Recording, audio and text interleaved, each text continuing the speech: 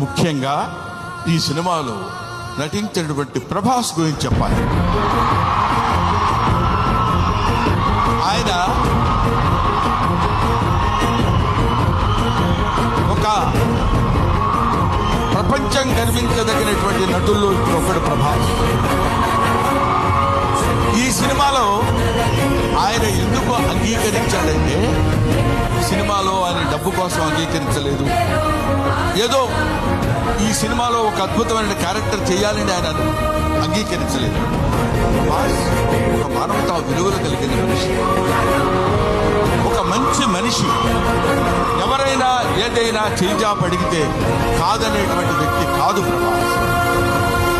ఎవరైనా అద్భుతమైనటువంటి స్థితిలో ఉండి ఇది నాకు కావాలి అని అడిగినప్పుడు, ముఖ్యంగా ఆ విషయంలో చెప్పాలంటే మోహన్ బాబు గారికి అత్యంత సన్నిహితుడు.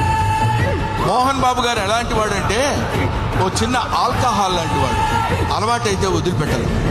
అలాగే ఎంతో మోహన్ బాబు గారి మత్తులో, మోహన్ బాబు గారి ప్రేమలో మునిగి తేలినటువంటి వ్యక్తి కాబట్టి ప్రభాస్ ఈ సినిమాలో చేశాడు. మోహన్ బాబు గారి ఎంట్రీ చూశారు కదా, అతను స్టీఫెన్ కూర్చున్నాడు, మ్యూజిక్ డైరెక్టర్. ఆ మోహన్ బాబు గారి ఎంట్రీ అలా పెడితే ప్రభాస్ శివప్రభాసుడు. అతను శివుడి చేత ప్రకాశవంతంగా పిలిచేవాడు. 6 అడుగుల అందగాడు. అతను విగ్గు పెట్టుకుని అలా వస్తున్నప్పుడు ఒళ్ళు గదురు పొడిచి వీర తాండవం, శివ తాండవం చేసేటువంటి విధంగా ఆ సినిమాలో నటించాడు ప్రభాస్.